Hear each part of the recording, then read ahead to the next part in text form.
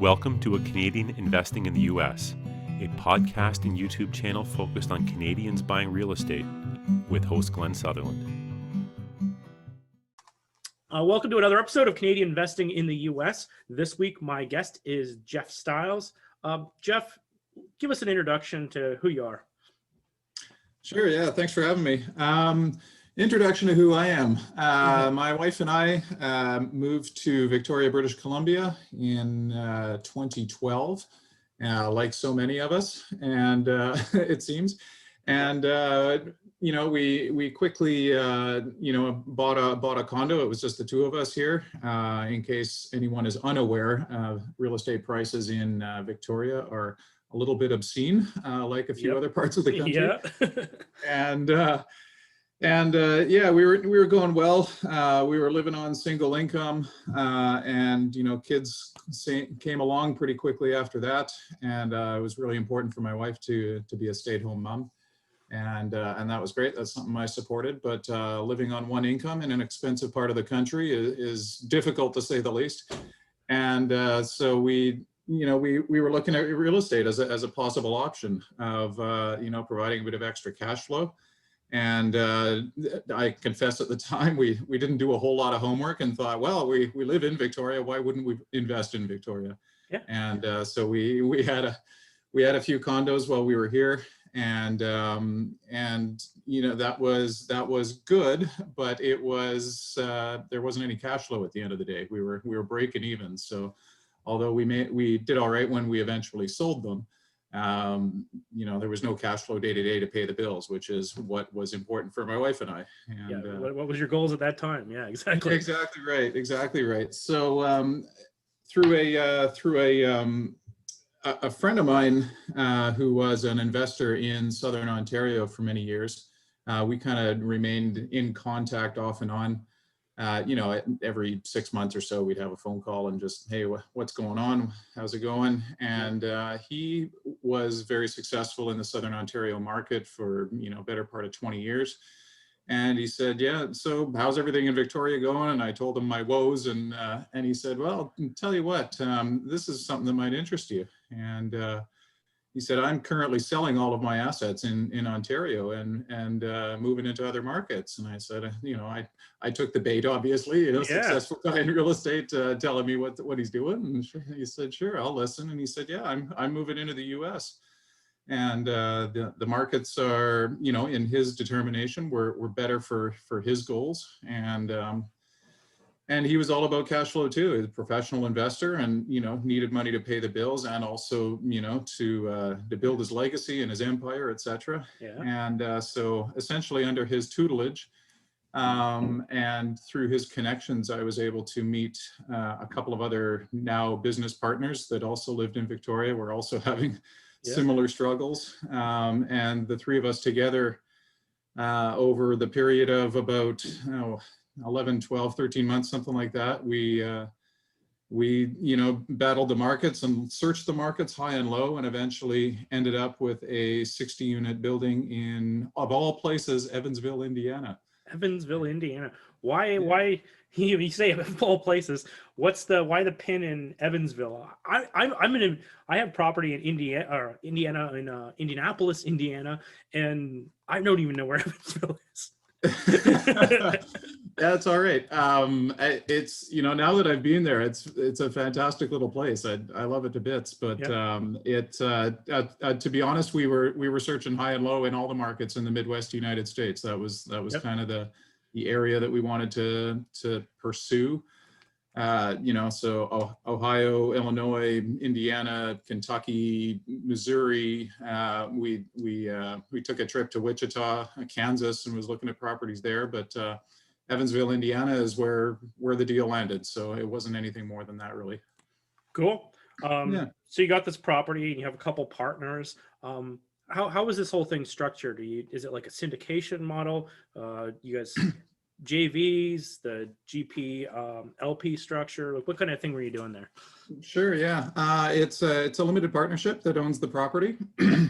So we have 3 general partners, and then we have 9 limited partners as well as part of the deal. and they're kind of silent partners, for lack of better words. Yep. And yeah, the limited partnership was just that was on the recommendation of our accountant, who was very fluent not only with Canadians, but Canadians investing in the U.S. as well. So basically took his advice and also the advice of our lawyers on either side of the border, and that's what we ended up with. So, yeah. Cool. So are you a GP inside then? I am, yes. Yeah. Okay. Well, GP and LP, actually. I know I have shares in the company as well, but or in the partnership. Yeah. Which I actually, I admire that sort of style the best. Like that's when I'm looking for someone, I like someone who's putting some skin in the game too, right? Ideally, right? Absolutely right. Yeah. Yeah. Okay, cool. And it makes it a little bit of a easier sell. I mean, yeah. I don't know. Whenever I approach investors, I don't like to try to sell them on things. You know, the old used car salesman tactics. I like the opportunity to basically sell itself, right? So. Oh yeah, especially if you're it's good. You're absolutely right. You know, if you have some skin in the game, then that shows you're confident in your own product as well, right? So. Oh, exactly.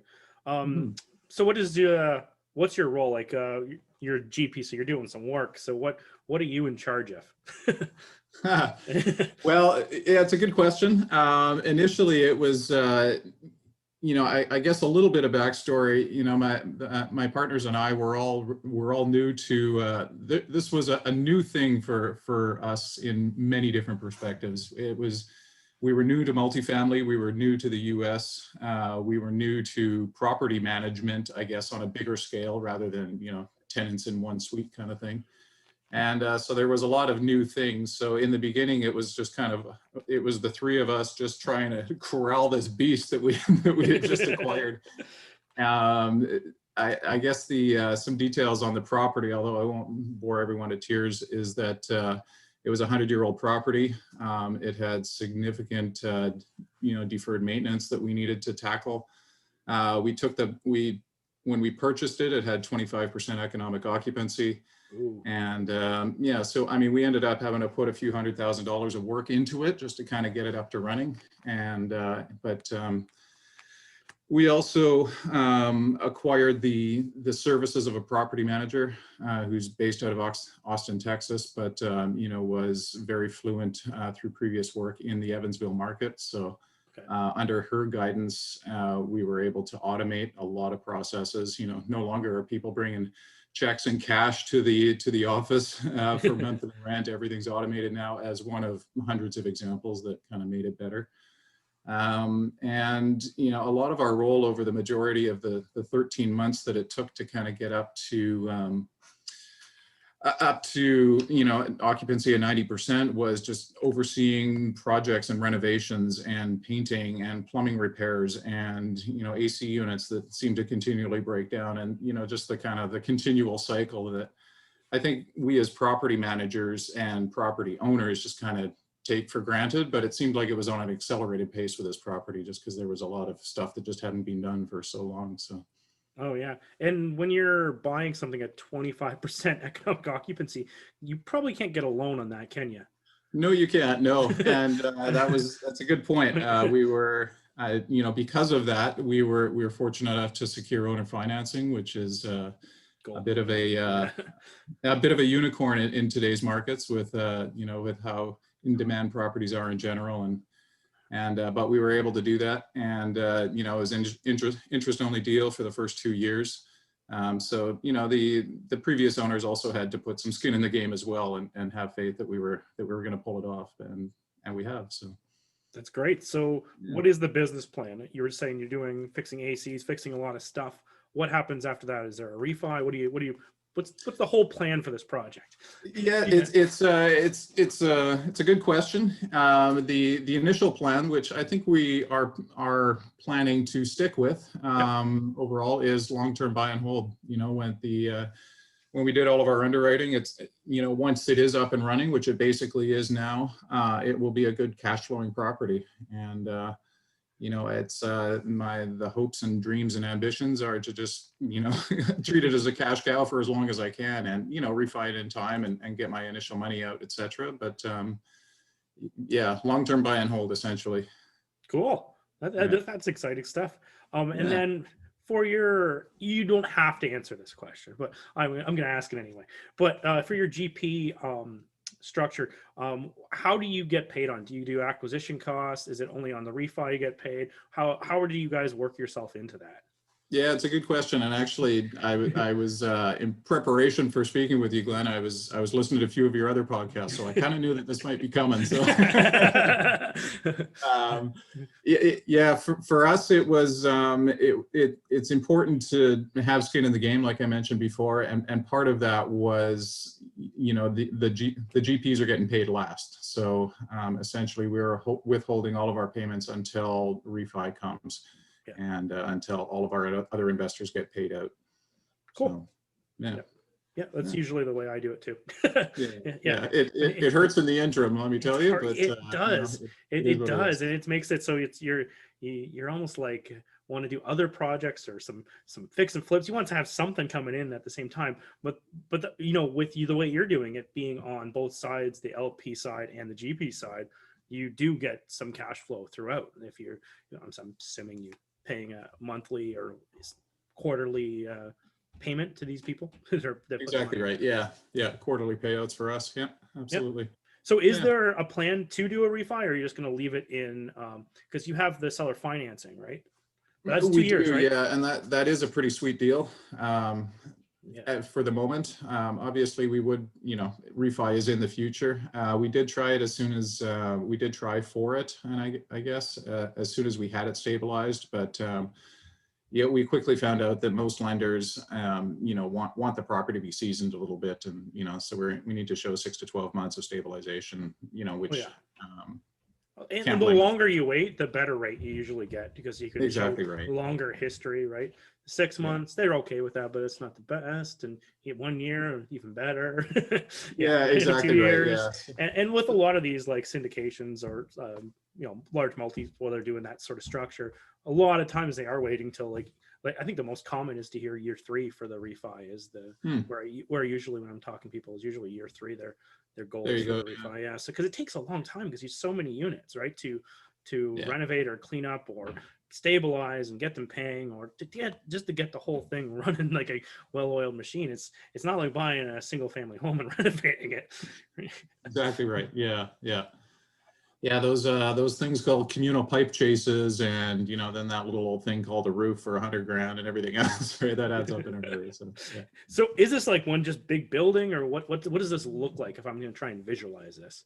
It is, yeah. It is one large building. It's kind of, if you're looking at an eagle eye view, it kind of shaped like a big W, and it's you know, they don't build them like they used to, and this building is certainly lives after that mantra. It's so solid it's brick concrete. then? Oh, concrete. Yeah. Even better. And yeah, it's built like the proverbial poop house. I'll tell you that. And that was one of the main things that attracted us to it. You know, not to downplay it, but things like plumbing and electrical, well, expensive, that can be repaired and replaced, right? But it's a lot more of a taller order to fix, you know, fundamental things like foundations and walls and stuff like that. So that was one of the big things that attracted us to the property. That's excellent. So what's the future look like for you, Jeff? You can do another one of these, or? Oh, absolutely. And one of the we are kind of currently in the hunt for another property for sure. We're going to be kind of going in the ballpark of 80 to 200 units. Again, in the Midwest, our niche is kind of B and C class properties. We just find that the cash returns and the cash flow on those types of properties are the best for us and for our investors. And again, sticking to the Midwest. So so that's interesting, because you're open to lots of different markets. Then that's an interesting strategy, because a lot of people want to try to reuse their property manager and reuse their contractors. So you'd have to, if you started with say I don't even know, wherever you picked your next market, if it was like 4 hours away, you're probably starting right from scratch again to set that all up again. No, absolutely, Glenn, and you raise an excellent point with that too. I mean, I think our preference would be to, you know, have another property in Evansville for sure. And you know, if we were to find an ideal property that, you know, was 50 units or 60 units, then great, and then we can share our resources, absolutely. But Evansville is a bit of a tertiary market. It's a smaller market, so you know, if we have that kind of luck, then great. But I'm not banking on it, so we may have to look to other markets. That's awesome. Well, thank you for all this information. Is there something else I should be asking? I don't know if you had something you had planned you wanted to talk about, or. I don't believe so. No. Yeah.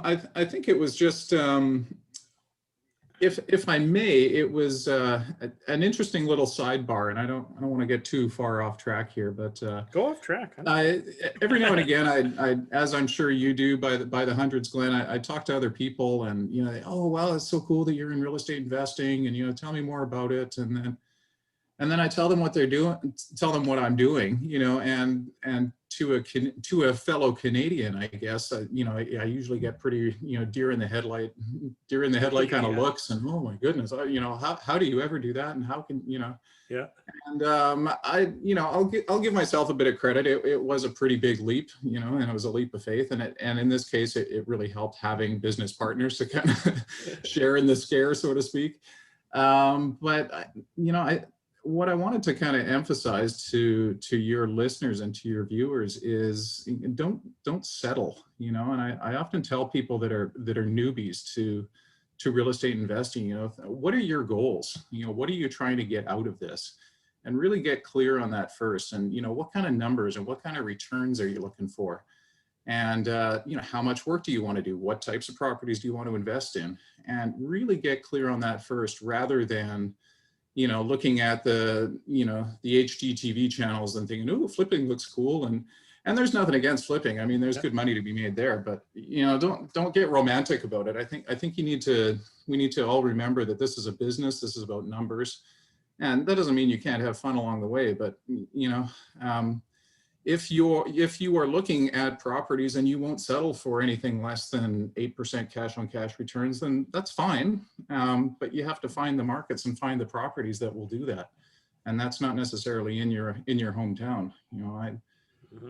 I love living in Victoria, BC. I wouldn't live anywhere else in the world permanently. But would I invest here? No, I wouldn't. Because I've been able to find other properties that do better for my goals, and everyone's different. But so I guess I just kind of wanted to pass that message along. No, it's a great message, because the more specific you are, if you're talking to brokers or wholesalers, depending what market, what kind of things you're buying, the more specific you are, the more serious you sound. And the more, when something shows up, you can actually buy it, and it's a deal because you know what you're looking for. Otherwise, they'll send you something, and you just tell them, I just want a deal. So they send you something, and then you're just like, nah, and then they'll just stop taking you seriously. But if you know exactly what your numbers are, what your goals are, and they're actually something that's realistic for that market, then they'll send you stuff. They'll maybe do a tester, and if if they hit. Here's the other thing too. If they give you everything that you asked for, buy it. That's right. Yeah. Be ready to jump for sure. Yeah. So don't be the tire kicker, because they won't take you seriously. And that's how you expand it. And that's how you get more and more people sending you stuff, by being someone who does what they say you're going to do and jumping whenever you see what they sent you. Yeah. It's great. It's a great Absolutely. Message. Great message. Yeah. Well, Jeff, thanks for coming on the show so much. If people wanted to get a hold of you, they want to know more about your project, or wanted to maybe be a LP partner or something, how do they track you down? Sure. My partners and I started at beanstalkinvestors.com. So beanstalk as in Jack and the Beanstalk, grow your wealth, grow your future, all of that kind of stuff. So that is where you can find us on our website wise. Yep. The idea there is, similar to you, we like to cater where possible to Canadians and investing in the US, and try to provide a relatively simple and painless platform in order to reap the benefits of investing in US markets. So awesome. That sounds great. Thanks for coming on the show again, Jeff. I really appreciate it. My pleasure, Glenn. All right. Take care, man.